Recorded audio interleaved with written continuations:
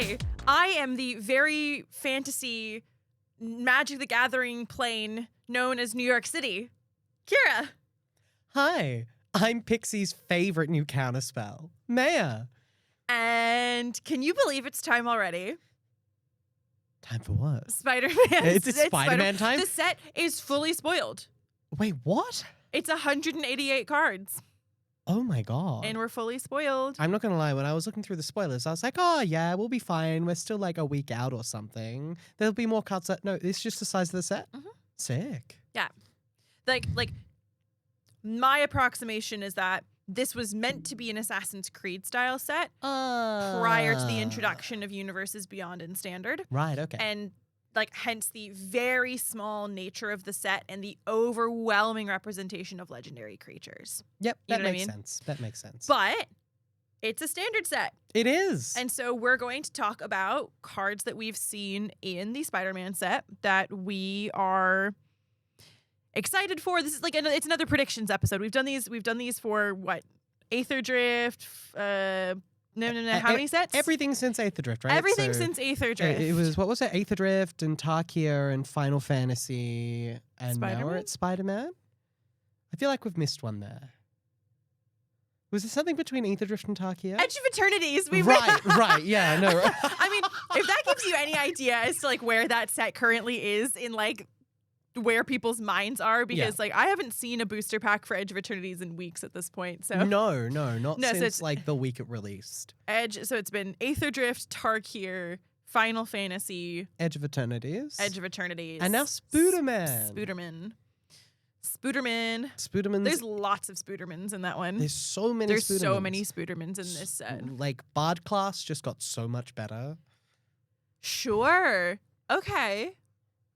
The Commander players are very happy about it. Yeah, of course. But we're here to talk about standard cards. So believe it or not, it's true. So, Meia, would you like to start us off? Yeah. So I'm gonna kind of group my picks because I Okay. have a couple of them. All right. And I'm going to group them into two broad categories. Yep. The first one is lands, things that are the new lands that are interesting, that are kind of powerful. And the other one, to the surprise of maybe no one, will be Pixie.card. Just cards that go in Pixie decks. Cards that might go in Pixie decks, cards that are powerful because the new web slinging mechanic is pretty good for a mid-rangey Pixie deck, right? So there's lots of interesting stuff. So let's start there, right? Okay. Let's start with the fun, interesting Pixie things. And let's start with what I am calling the Power Crept Gitaxium Probe. Right. We are starting with Arachne Psionic Weaver. Okay. They are 2 and a white Mhm. for a legendary creature, Spider Human Hero. They have web slinging for 1 white. You may cast this spell for 1 white if you also return a tapped creature you control to its owner's hand. As Arachne enters, look at an opponent's hand, then choose a card type other than creature. Spells of the chosen type cost 1 more to cast, and they are a 3/3. I mean, a 3/3 for 1, if you get to use the web slinging, and then a tax on top of that does seem... Is this a mythic? I believe it's a rare. If it's a rare, that's insane. It is a rare. Oh my gosh. Lightstall Inquisitor with Arachne? It's way better Lightstall Inquisitor. It's because a really good it doesn't Lightstall hit Inquisitor. one card. It hits all cards of a certain type. Of a certain type, It's but a a- non-creature type. It's a 1-mana 3/3, and it rebuys one of your pixies. Sure. I mean, notably, it's not a 1-mana 3/3 on turn 1, No, that is true. right? When I saw this card, I saw this in the Selesnya Cage style decks. Sure. I was thinking you're more likely to get a 3/3 for 1 off of a Llanowar Elves, you know? Oh, that's pretty cool, actually. Tap Llanowar Elves, cast a thing, return Llanowar Elves to your hand to cast the Arachne. Web slinging. That's very cool. The interesting thing I will say, so web slinging very much reminds me of, again, to make the Assassin's Creed comparison, it reminds me of free running. There was a free running cost. You could cast assassin spells or certain spells that had free running for their free running cost if you attacked with an assassin or a commander, or your commander that turn. And this feels very similar. And I'm actually really surprised that web slinging doesn't have the prerequisite of needing to attack with the creature. It's just a tapped creature. And so things like Llanowar Elves are going to benefit really highly from that. Or just your aggressive, your nurturing pixie that, attacks into no flying blockers. Yeah, your cheap evasive creatures. Yeah. The tax on a specific card type as well could do really well. You imagine if you're playing against a VV deck, you choose instant or sorcery. Pretty good. Obviously, sometimes the momentum that the VV players generate is too great. A tax of 1 when your VV generates, 5 blue mana every turn may not be the be all end all, but it's not nothing. And you get to look at their hand as well, which is pretty good. There was something really interesting, or I think a couple of years ago, it was said on a episode of Limited Resources. Mm-hmm. And LSV essentially said, how many games do you lose, or how many less games do you lose if you know the contents of your opponent's hand? Oh. Right? If you just knew what Yeah. was in your opponent's hand Mhm. at one stage of the game, how many less games would you lose? And the answer is so many. So the fact that you attach it to a really compelling body, like what amounts to a 1 mana 3/3 with potential upside of making things cost less, it is a tempo-oriented card, but it's also just big. It's a big old beat stick, and you can just cast this for 3 mana. It's not like the non-web slinging side is prohibitive. There will just be turns where you're like, okay, well, I can either play this Cosmogran Zenith and not trigger it because it's 3 mana, or I can attack and I can then just put this Arachne in play for 3 mana and it's fine. Yeah, it doesn't seem like its effect is made any worse casting it for 3. It's obviously on rate fantastic to cast it for 1, but it doesn't, like you said, it doesn't feel prohibitive to have to be like, I'll just pay full price for the Arachne. It's 3 mana, let me look at your hand and tax a creature type. Or, Yeah. sorry, not a creature type, a card type. And especially given the pixie decks that exist at the moment are slightly kind of more tempo decks than they are the mid-range decks of the Orzhov Pixies of old, the 1 mana attacks across specific card types can be really impactful over the course of the game. That kind of effect really can make or break.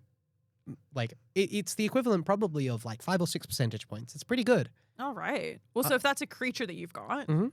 what other cards have you got for Pixie? I have another fun one. Mm-hmm. It is Spider Sense. Yes. Okay. It is 1 and a blue for an instant, and it has web slinging for a single blue. And it says counter target instant spell, sorcery spell, or triggered ability. I love a counter target triggered ability. You do love a stifle. I'm sorry. I love a Tails End Stifle.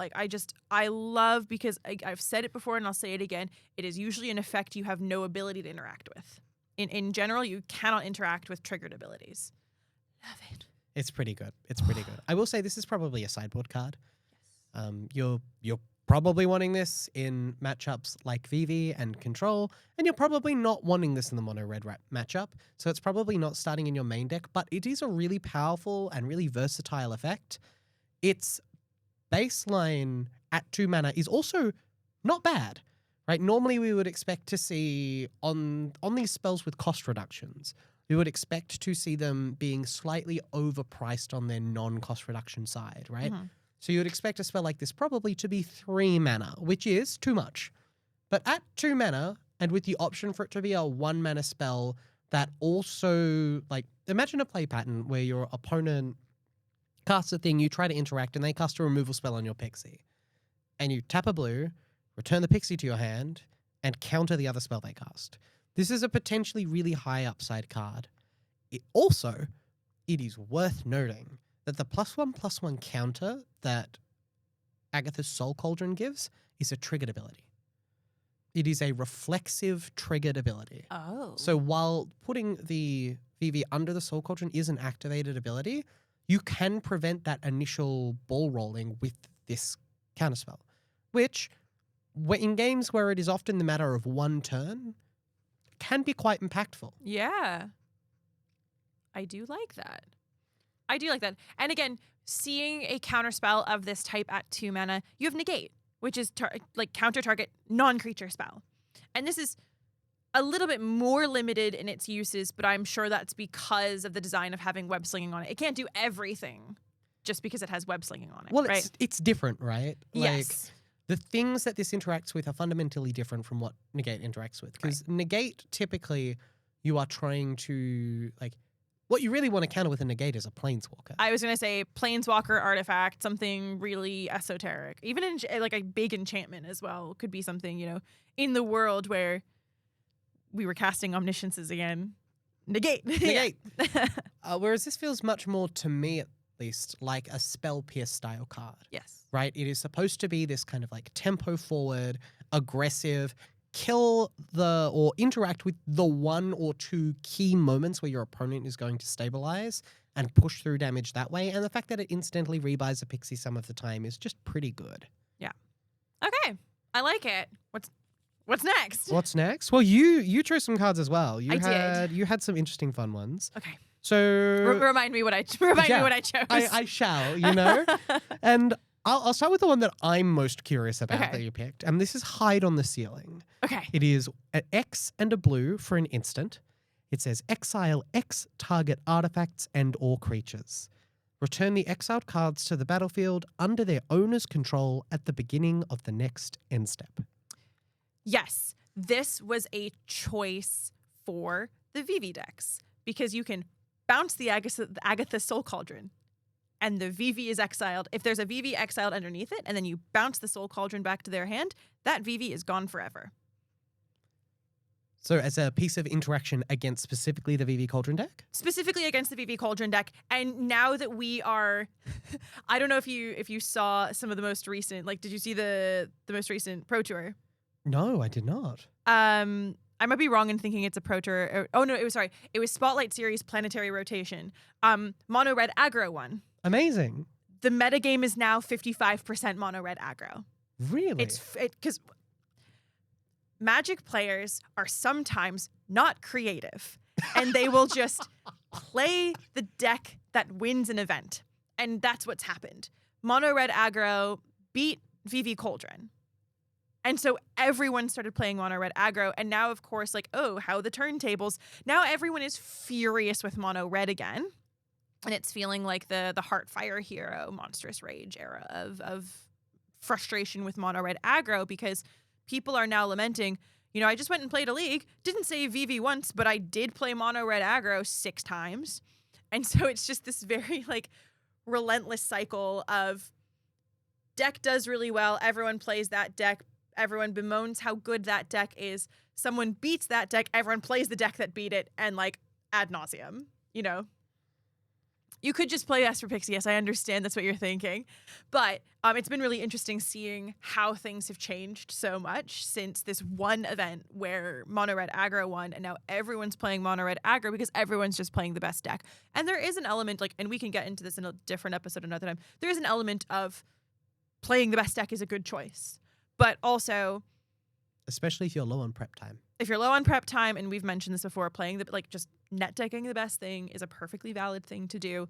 But, you know, when everyone net decks the best deck and suddenly 54% of the metagame is now the other deck, you know, and we've swinged and swung and and now we're kind of back where we started, just with a different deck at the top.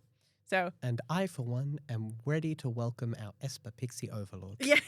Take a shot every time Meia says that. Well, maybe don't. That's a dangerous game. But with Hide on the Ceiling, going back to the card that I picked, I also like this as a push card to blink your opponent's board for a final push of aggression. Get rid of a bunch of nasty, annoying blockers and just turn sideways. You know, if your final push is essentially tap all creatures your opponent controls, swing face and win, I think that's pretty reasonable.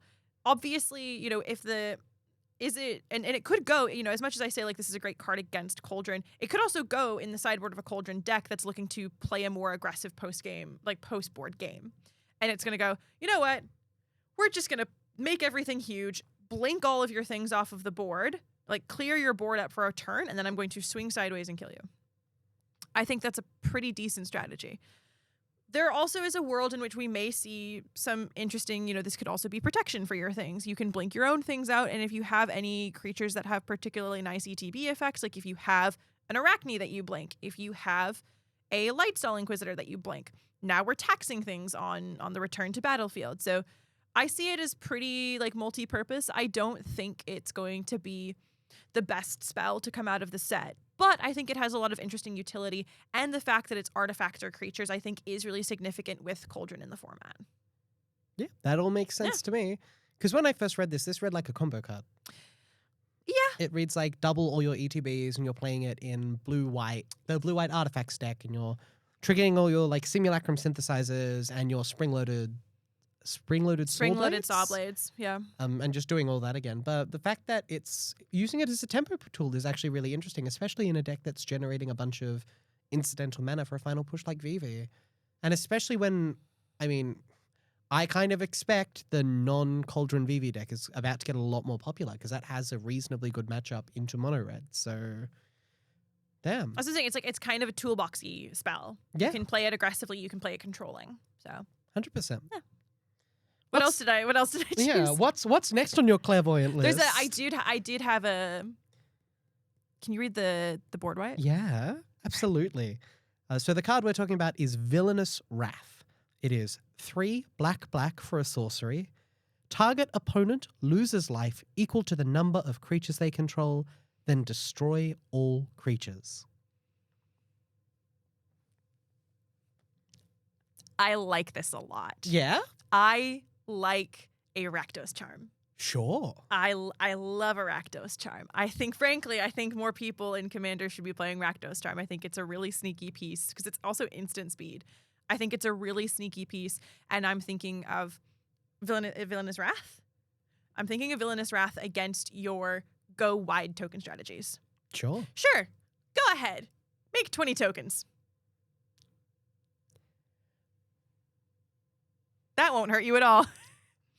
Obviously, a lot of the times when the token player has made their 20 tokens, they are doing it to kill you on the spot. But in some of the Selesnya Cage decks, the green-white decks, they can't act that quickly. And I think it's a very interesting punishing piece of, awesome, you did your thing. You got to make a whole bunch of tokens. Lose life equal to the number of tokens, number of creatures you control, and then destroy all of them. Even if this card said either sentence on its own, if it just said, 5 mana, target opponent loses life equal to the number of creatures they control, not good enough. If it just said 5 mana, destroy all creatures, not good enough. We have plenty of good board wipes that are not 5 mana and don't have like as severe of a pip restriction for 5 mana, right? And so I suppose Beyond the Quiet's 3 white. But regardless, I just think this spell does 2 really interesting things and punishes a go wide strategy.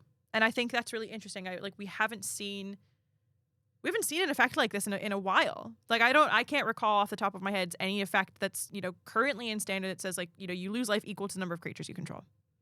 I can only think of Rakdos Charm. And so I really like this as a board wipe in black because black does not have any good board wipes right now. And I would love to see this in a Bloodletter deck to double the amount of life they will lose. Play this in a mono black control style deck where you've got Unstoppable Slasher, you've got your Rush of Dreads and your Bloodletter of Aclazots, and this is kind of like your extra push as well. Yeah, you've got, 6 creatures out on the board. You're going to lose 6 life, which is actually 12. Yeah, I mean, that seems entirely reasonable. Mm-hmm. I think it would have to go in that sort of mono-black style control deck because otherwise I think the 2 effects are kind of at odds with each other, right? Because when you're playing a more controlling deck, you don't really care that much about an incidental 3 or 4 life from your opponent, right? A lot of the time, especially these days, the way control decks are killing you is a River Churn Monument. Mm-hmm. So the additional line of, that opponent loses life equals to the number of creatures doesn't quite strike me as super valuable unless you are playing the sort of kind of large controlling mid-range deck that we see out of mono black, especially with Arch Enemy's Charm. Yeah, and this would strike me as a sideboard card. Yeah. This is a good tool of, I'm playing against a token deck. Yeah, how do you beat mono white? This card. Yeah. I like this card. I think I like the effect of lose life equals the number of creatures you control. I'm going to punish you for your strategy of going wide. Seems pretty good. I like it. All right, my turn again. Okay. And I mean, while we're on the topic of mono black, I'm going to talk about Agent Venom. Okay. He is 2 and a black for a legendary creature, Symbiote Soldier Hero. He has Flash and Menace, and whenever another non-token creature you control dies, you draw a card and lose 1 life. And it's a 2/3. How many mana is it again? 2 and a black. 2 and a black is 3. Mm-hmm. Is Sephiroth better than this? Yes. Yeah. But I think you play both. Yeah? I think it's a 3 mana 2/3 with Flash with a bunch of upside, right? Think about this also in the like Raise the Past Eliasil core decks that are running around. There's a lot of incidental. Eliasil core rotated. Yes, there is still a black-white deck. It's using Umbral Collar Zealot and Welcoming Vampire. And now. Also not in the format. Hinterland Sanctifier. No, 1 and a black. I played against it literally today. Welcoming Vampire is 1 and a white from Innistrad Crimson Vow. I'm thinking 1 and a black. Vengeful Witch. Vengeful Blood Witch. Yes, that one. We got there eventually. Don't try and test me on my knowledge of standard cards. Don't try and come into my house, our house. Go on. Go on. Uh-huh. Yeah. I think it's reasonable in those decks as a way to like generate a bunch of incidental value. I think it is good in the Sephiroth decks that are looking to sacrifice things anyway, right? Getting an additional piece of card draw beyond just like the repeated pings is really good, and the fact that it benefits when you transform your Sephiroth is good too. I think this is just a good black thing. It has Flash. This card is really good against a board wipe. There are so many like good incidental use cases for this card. I don't think it's a 4-of. I think it's like a 2-of, but I think it is good enough to see play. Is it better than a Ritual Chamber Unholy Annex? I think it's very different. I think it is better than a Ritual Chamber or Unholy Annex in a Sephiroth deck, yes. Just because I said this I was hanging out with none other than Ben Tunman last week. And one of the comments that I made was, it seems as though like I could do a whole like TED talk on the idea of the 3-drop slot and how critically important the 3-drop slot is in almost any deck that you would play. And the problem that I find in Standard is a lot of really good 3-drops. There's a lot of really, really good 3-drops. And so it feels as though it's even harder sometimes to accurately place everything on a ladder in terms of where, what slots do you need filled? Do you need creatures, non-creatures? Like, how resilient do you need to be? Do you need a permanent type that's difficult to interact with? Are we worried about board wipes? Are we worried about kill spells? Like, it feels as though, like, there is also such thing as too much of a good thing. I'm not convinced on this card. I think the existence of Sephiroth already and the existence of Unholy Annex Ritual Chamber makes this, like, 50% in my mind. I'm curious, and I'm really interested because it is interesting for Black to hold open 3 mana right now. Because also doing nothing on your turn for 3 mana to flash in an Agent Venom doesn't seem particularly high upsided to me. Like if the plan is surprise Agent Venom, surprise block, I don't know if that's good enough in this slot. I don't think you care about the surprise. Yeah. I think this card would be just as good if it didn't have Flash. Sure. I think the text, whenever a non-token creature you control dies, you lose a life and draw a card, is just very strong. Sure. I think turning your Sephiroth into a draw 2 cards is pretty good. Turning your Umbral Collar Zealot into a draw engine is just pretty good.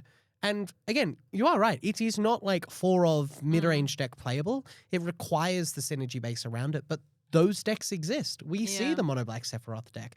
We see the like black-white Raise the Past deck. These decks exist, and I think this is likely to be a piece that exists in those decks, even if it is as a 2-of, as opposed to a 4-of mainstay. Yeah, I'm still medium on it. I hear what you're saying. I'm still medium on it. Yeah. I'd be curious to see frankly, I'm curious to see where any Spider-Man cards end up. No, for sure. Because I think, for the most part, Meia, I think a lot of them are pretty medium. Yeah, but I felt that way about Final Fantasy too, and they printed Vivi. They printed Vivi, they printed Sephiroth. And even then, Sephiroth's not actually seeing that much play. No. Thank God. I don't know. I think that play pattern would be interesting. I think it would be interesting. I think the fact that they're both 3-drops makes it a lot more difficult. I think if Agent Venom was even 2 mana, I'd be a lot more high up on it. I think if Agent Venom was 2 mana, it might be one of the best cards in the format. Well, more just like if it was 2 mana, didn't have Menace or Flash, and it just said whenever a non-token creature you control dies, Oh, sure. you draw a card and lose life. I think I'd be way more up on it. You know Because what? I think Fair then enough. the like flash in, then play your Sephiroth on turn 3. I think the fact that they're kind of both competing for that same slot makes it a little clunky. Sure, 100%. But we'll see. I don't know it. We'll see. We by definition shall. Yes. All right. What else have you got? I'm actually swinging back to you. Oh my goodness. We have Sudden Strike. Yes. It is 1 and a white for an instant with a very, very simple line of text. Destroy target attacking or blocking creature. Frankly, I don't think I need to explain myself. I'm going to be honest. I don't think I need to explain myself with this one. I think you do. 2-minute instant speed removal is something that's been missing in the format. Obviously, where we usually see 2-minute instant speed removal is in black. You've got your Bitter Triumphs, your Now Gone, Go for the Throats, your Anoint with Afflictions, and all of that. I think, obviously, this being in white lends itself to a very different, like, play pattern. And the restrictions on it, of course, lend more into the ways that white tends to play. So I don't need to explain it myself. I think this is a really good piece. It's a good aggressive push. It means that attacking is legal again. What deck are you thinking this is going to see play in? Because I'm going to be entirely transparent. I feel the way about this card that you feel about Agent Venom. Yeah. I think this card is stone cold unplayable. Oh my God. The drama. I see it being played in cage decks Okay. because cage decks have gone in a slightly more aggressive direction.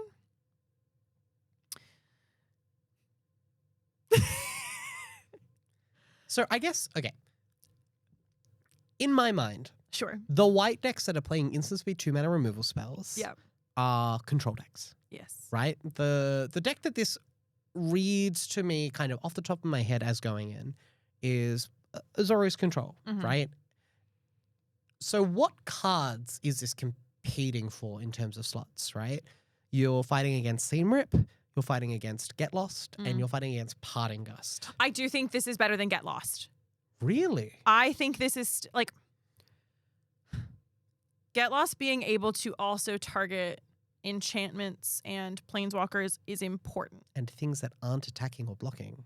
Correct. I hate giving my opponent map tokens, I agree. and I will continue to dislike it. Mhm. And for that reason, like, better I think is too strong. It is not better, but I think it can compete with. I think if you wanted to, especially with the existence of mono red aggro again, I actually don't think this card is that down. If you are going into a field of 50% mono red aggro where their favorite thing to do is turn sideways, I actually think this is quite up. And it's better than Get Lost in that instance because you don't give your opponent map tokens and you don't give them a way to refine their draws better. Obviously now, like, we don't have monstrous rages that are as much of a concern anymore, but still being allowed to letting the aggressive red player refine their draws and not draw mountains and only draw like playable cards is not good for a control player, I don't think. And so being able to deal with their game pieces and just clear off their board, if the mono red, aggro player has no creatures, they don't win. And so I think this card is better than Get Lost in that instance. Sure. I think in specifically the mono red matchup, I wholeheartedly agree. But also, as we've mentioned, if Vivi is now going to turn into an aggressive Izzet deck, I think it's also good in that matchup into control. If things are going to turn sideways, this spell is going to be good. It's the same reason why like Ride's End, obviously Ride's End also was in the like Overlords Up the Beanstalk deck, so you were getting value for playing a bad spell like Ride's End. But when creatures turning sideways is good for this card. When was, or rather how often, do you die to a VV turning sideways? Because in my experience, But it's not the VV. the VV just stays untapped. But it's not the VV. There are other, like, again, is it aggro precludes the fact that there are more than just VV trying to kill you. No, I know, but that's the piece you need to remove the quickest. Sure. In that case, yes. But I would still be up on this removal spell. Sure. I am still up on it. You have convinced me that it is better than I am giving it credit for. I think it's like a 2 of in the sideboard, maybe. We'll revisit Stone Cold Unplayable later. Yeah, look, we're not quite there. And look, I do forget that the like actual standard pool is reasonably small, right? So we are competing with not nearly as much high quality removal. Is Elspeth Smite still in the format? No, right? Also, again, like white removal, like removal of every kind struggled and is struggling with rotation. And so, like, I am more up on this as a temporary, like, this is what the format could use right now. As a patchworks fix. Like, until better removal is printed. Yep. All right. Because I'm still so not, I don't want my opponent to have map tokens. If you give me map tokens, that's great, but I don't want to give you map tokens. If this becomes a mainstay in the main board of any deck, I am going to be very sad. But I am willing to believe it could happen. Maybe. We'll check in. The sudden strike versus Venom. Let's see who comes out on top. Yeah. It'll be sudden strike, but that's okay. Last but not least, I have a new category for you. Okay. It's lands, because there are genuinely some very interesting lands in this format. The Mayhem lands. The Mayhem land singular, yes. I thought there were multiple Mayhem lands. There is only one of them has Mayhem, I believe. Oh, sorry. That's okay. The first one we'll talk about, seeing as we've already mentioned it, is Oscorp Industries. It is a land that says, this land enters tapped. When this land enters from a graveyard, you lose 2 life. You can tap it for blue, black, or red, and it has Mayhem. You may play this card from your graveyard. If you discard it at this turn, timing rules still apply. Judge. Yeah. Can you explain timing rules still apply on a land? Yes. So this means that you can still only play this land at sorcery speed. Right. So it's not... Because there are some effects that will say, you know, exile the top X cards of your library. You may cast them without paying its mana cost. And that requires you to cast them then and there. And in that instance, you can ignore timing restrictions. But so the key case that this is referring to is Madness, right? With the way Madness works is when you discard a card, it goes briefly into exile and then it goes onto the stack. Or rather, the triggered ability goes onto the stack and then you can cast it. But you can cast sorceries at instant speed using Madness. You can't do that with For Mayhem. Okay. And so this means, like, if you discard this during your main phase, you'd be able to, if you haven't played a land for a turn, and you discard the Oscorp Industries. Well, I believe it's you can play it until end of turn. Yeah, you may play this card from your graveyard if you discard it at this turn. So it's more like if you discarded it until the end of the turn, you can play it. But you can play it only when you would normally be play able it. to. So like during a main phase. Yeah, exactly. Okay. I mean, this card just seems pretty good. The place I can see this card being interesting is actually Modern. Because I think it's pretty good with Faithless Looting in the Grixis Goryo's deck. But this card is a blue-red land that sees play in a deck with Winter Night Stories and Fear of Missing Out. Right? Just a way to incidentally make your discard value a little bit higher is not going to be that bad. And it's probably only a 2 of. But, I don't know, casting a Fear of Missing Out on turn 3, discarding this and putting it into play tapped when you have, you know, so that you can play your VV and your 1-drop on turn 4 seems entirely fine to me. Okay. And the better that discard gets, and there is a lot of discard synergy in this set, Mm-hmm. right? Like mayhem is not just on the land; it's on a bunch of other stuff, and it's actually quite interesting. The backside of the Green Goblin gives all the cards you can cast in your graveyard like 2 mana cost reduction. There's a lot of really interesting kind of discard focused graveyard synergy happening, and in the decks that care about that, this card will probably be fine. It's genuinely interesting. Okay. All right. All right, you're with me? I'm following a few paces behind. Mm-hmm. Mm-hmm. We haven't had. That's a lie. We do currently have bad 3-color lands, It's true. but 3-color still hasn't really taken off in the same way. Nope. So I'm curious to see what this does, because Grixis is like a pretty powerful color combination. Yeah, I mean, it has Kefka in it. This card's pretty good with Kefka. Okay. Yeah. All right. Okay. What other lands you got? I do have more lands. So let's talk about the actually good one now. Hey everyone, this is Editing Kira from the future. For some reason, the video split into 2 different files and we lost about 20 to 30 seconds of video for some reason. So I'm just chiming in here to say that I managed to find the other half, but not the missing 30 seconds piece of footage. So this is my attempt to bridge the gap a little bit. So there's just going to be some images on the screen for a little bit, and then it's going to transition back to Meia and I having our usual little chat about the Spider-Man card. So thanks for your patience, and let's get back into it. The actually good one is Multiversal Passage. Sure. It is a land. It says, as this land enters, choose a basic land type, then you may pay 2 life. If you don't, it enters tapped. This land is the chosen type. Oh, it's a basic shock. It's an Omnishock. That's crazy. Yeah. It's a basic shock land. Mm-hmm. That's This card is insane. You thought Starting Town was good? Holy moly. I'm playing 4 of these in Pixie. wow. This card's just pretty good. Yeah, actually is significantly better than Starting Town. It is, like, there are places where Starting Town will be better for sure, but there are so many games where you take 3 or 4 damage off Starting Town where you don't need to, and this can enter tapped and just as a color on turn 1, and it doesn't matter. This card's really cool. Yeah. Obviously, as like, you know, the difference between this and Starting Town being once you've chosen a color, you're locked in. Yes. You cannot change the land type and you cannot generate different colors of mana later on. Correct.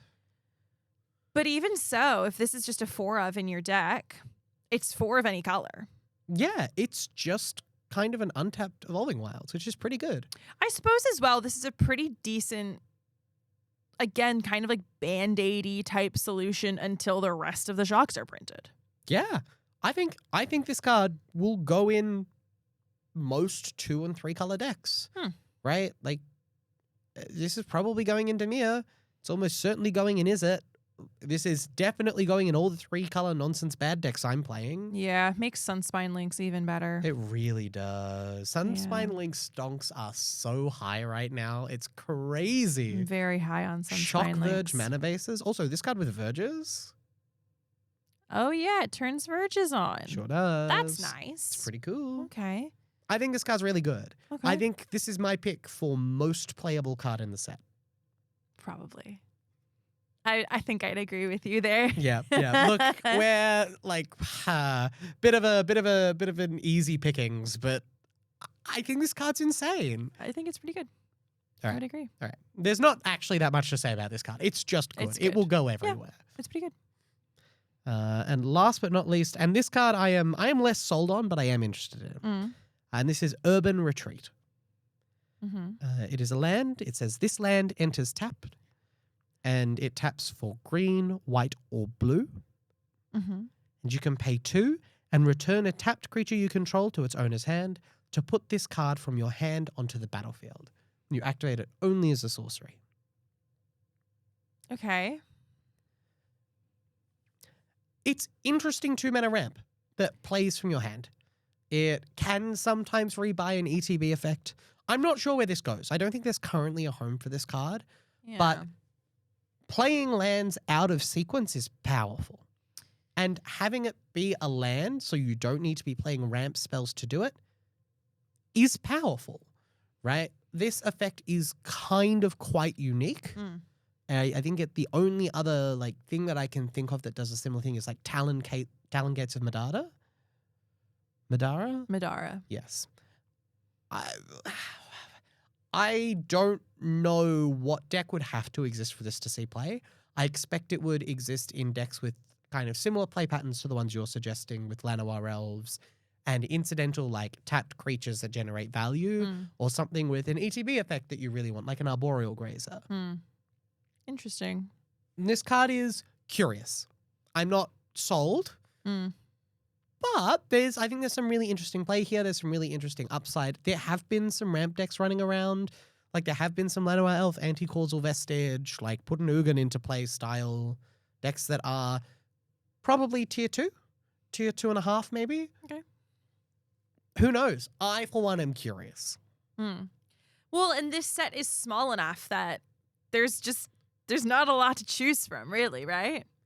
Yeah. I think I would choose this card out of any set, though. I'm the kind of blind idealist who likes to think this card might actually see play. Bant is tough right now. Bant is really hard right now. Colors are not good for Bant because we don't have Hallowed Fountain or Temple Garden. No, we do not. No, we do not. But Band-Aid Shock might help. Band-Aid Shock might be okay, but I'm not sure. Yes. Again, in the same way that I don't think Osgood Corporation is going to actually see play in a Grixis deck, I think this is unlikely to see play in an actual Bant deck. I think it will either see play in like a white-blue tempo deck or a white-green creature-based deck that's looking to just instantly get a bit more mana out. Okay. I don't know. I'm curious. I'm interested to see how it goes. And those are the cards I wanted to talk about. Interesting. Yeah. Are you excited for Spider-Man? Of course. I genuinely am. I think the cards in this set look cool.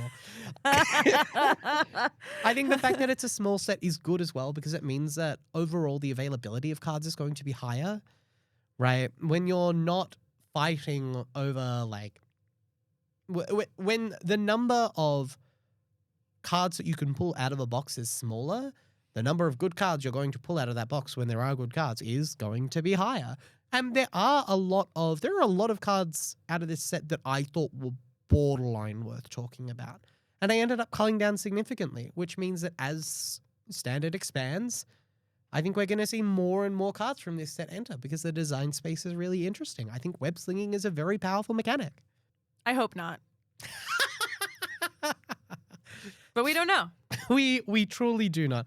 And I'm so ready for the card that is good out of this set to be something we haven't talked about. Yes, it's always really fun when the thing that ends up being the best we didn't touch on at all, either because it seemed too obvious. Like I think we didn't talk about VV because there was like an understanding of like this card is good no matter what.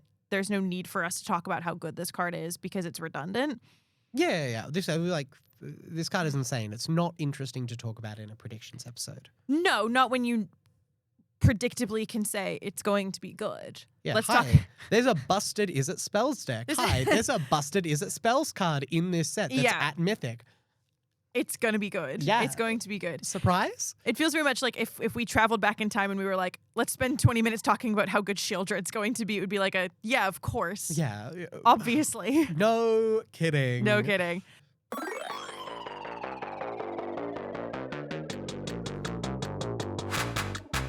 Well, that's all that we have for you today.